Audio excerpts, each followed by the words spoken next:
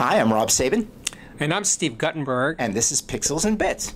So we got a few things to bring today. You're going to start with the Vizio soundbar. Vizio SB3621 soundbar. It's $150. It kicks ass. It's great with movies, great with music. I'm really shocked. Great. And I'm going to talk about HDMI 2.1, the new standard that's coming up, and what it's going to mean for you if you're planning on buying a TV or a receiver this coming year. And then we've got a CD review. Right, a CD review of a singer named Angeleena Presley. Her record's called Wrangled. It's country rock with attitude. This woman really is pissed, and she's great. Sounds good. All right, so let's get on with it. All right.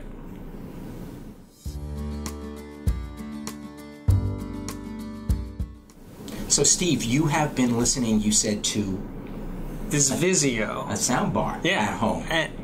Soundbar. A soundbar. And I'm actually excited about it. And I'm excited. Yeah. I'm not a soundbar kind of guy, but I am really excited about this one, actually. Well, explain. So it's the Vizio SB3621. It's 36 inches wide. That's what the soundbar part is. It has a tiny sub.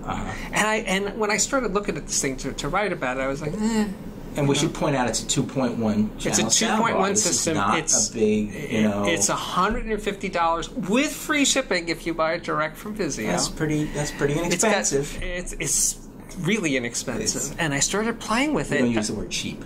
No, it's not cheap. It's not cheap. It's actually it's nice looking. $150. It doesn't scream cheap. I'll put it to you that way. Yeah, when you look at it, it doesn't say. I've seen it. They're very nicely styled. It's a very attractive. All right. So but why anyway, is this thing special? So first of all, here's the hard part. I always do the hard part first with soundbar reviews. Does it play music? And it does. It sounds really good with music. That's a pretty good test. It has body. I mean, the sub is good. You have to keep the sub near the soundbar. That's important. Yes, otherwise it'll localize. Yeah, it does localize. Yeah, I can't imagine the bar on its own goes No, absolutely not. But let me ask you a question, because music is always the biggest challenge for a lot of these things, and most of the soundbars, they have some processing and stuff that they apply. Does this have a music mode that doesn't? It does have a music. It has music and movie modes, but they're not. You can switch them between them. It's not like you're anything radical. And it's not offensive. It doesn't get phasey or any kind of, because that's great. But the thing that's so cool is, and first of all, on the remote you have a control easily of the sub level, bass and treble. You can just joggle between them real easy. But I'm watching actually A Cure for Wellness, one of my favorite psychological horror movies with it, and it's just gorgeous sound. I'm thinking, this is $150 soundbar? Oh, I mean, 36 inches. Doesn't spread the sound in any wall to wall, significant way. Definitely a big sound. No overt processing effects. Dialogue sounded really nice. I mean, I will say that if you push it, you hear the little sub working hard. Well, yeah, you definitely got to hear that. It's not perfect, I did hear that issue, but most of the time I was so happy with this. That's great. So we can safely say that for $150, if you need something for a bedroom or a vacation home, that this is a nice, compact, and affordable solution, right? Yeah. And by the way, so it doesn't have HDMI inputs, but what it does it has no video switching.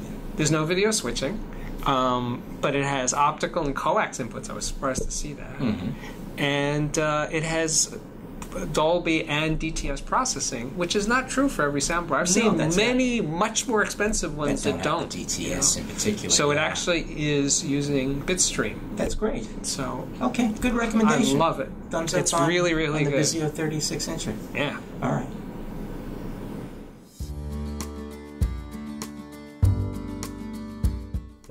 So Rob, what's this? You're upset about something. Something's under your skin. Yeah. We were talking about this earlier. So I am particular. Let me just preface this by saying I'm in the middle of writing right now an article that we do every year in our annual AV receiver issue, just how to buy an AVR thing, and I update it every year. And it was really, really annoying to me because I got to the part where I was talking about connectivity and all the different jacks and things that are and aren't these days on receivers, and I started getting into the whole thing about HDMI. And it reminded me, I had to write this whole paragraph about how HDMI 2.1, we're on HDMI 2.0A right now. HDMI 2.1 is out next year, and it just drove home for me, and it makes me crazy that you can't, it's like the end of the early adopter. You can't buy anything now without it suddenly becoming outmoded before you know. And we had a situation a couple of years ago where we had a new HDMI was migrating from 1.4 to 2.0. Right. There was a whole year where you could buy a receiver and not even know that it didn't have the right copy protection in it, right? So we're kind of in that situation now, and I had to warn readers that, you know, there is something new. It's coming out next year. If you want to buy a receiver that is for sure going to be able to handle all of the future signals, or at least those in the immediate and quasi-distant future, you're going to have to wait. So you want to recommend it, but in a way, you really But let me ask you a question. Since the physical connector is the same, why can't it be a firmware upgrade? Well, see, this is the problem, because everything has to do with bandwidth. And, you know, HDMI in particular, and there are other things, by the way, that are evolving right now, too. If you're a person who's a cord cutter, it's not a great time to buy a TV, because next year you'll have ATSC3 tuners in the TVs that'll be able to capture 4K from the new broadcasts that aren't here yet. So all this stuff, it just keeps moving now. It's so hard to just peg it down and buy something, right? But with HDMI in particular, it's all about bandwidth.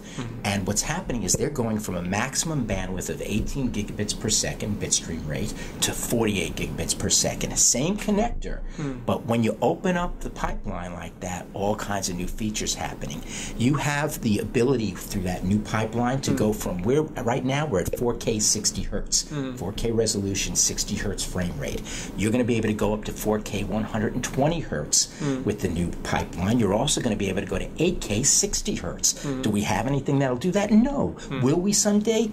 Yeah, probably, maybe. Is your receiver going to pass it if you buy it this year? No, not really. You know, it's a boat anchor at that point. You can't use any of the video switching. So this is the part of it that's really just annoying. You know, I'd say. Yeah, there's other features HDMI 2.1 are going to bring. In particular, you're going to be able to do, you know, that audio return channel connection, which a lot of people do like.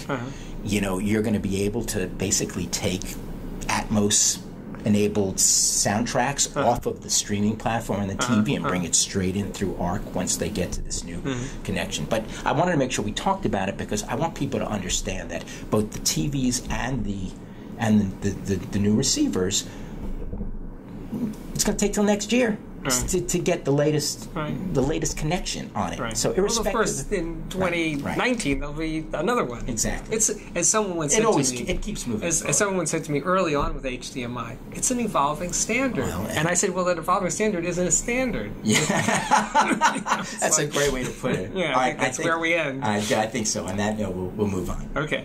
Bye.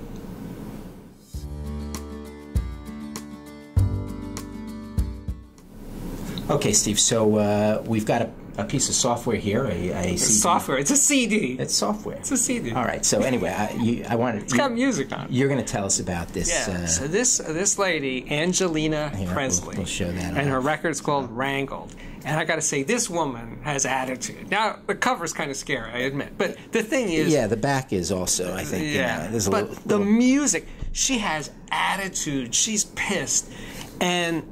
So it's country and western. It's country and western. I see. It's more like rock. I mean, it is country and western, but it's rock. And she sounds like a much younger version of Lucinda Williams, if you're into that sort of thing. The production is actually pretty sparse. It's twangy guitars, you know.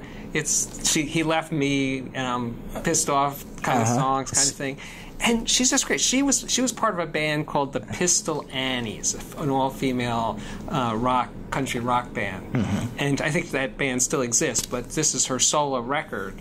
And it's great. And it sounds really good. Well, it sounds really good for a modern recording. Well, but it's a nice record. I did want to ask you about that. So 30 Tigers is the label here. I can't say I've heard of her or the label, but it's not a big seller. But it jumped out of the pack for me. The recording quality is there good for this? Yeah. But it's her and it's her music. You know, it's like sometimes you hear somebody and they jump out of the pack like, wow, she really has something. It's the writing and musicianship? Yeah, definitely. All right, so that's definitely one worth checking out. Any relation to the Presley that we know? She's, she sort of does have a little bit of that look. I think she's got the pompadour. She's got the attitude thing going. Working, yeah, definitely. Okay, anyway. Wrangled. Angeleena. Check it out on Tidal, Spotify, streaming of your choice. Okay. All right. Later.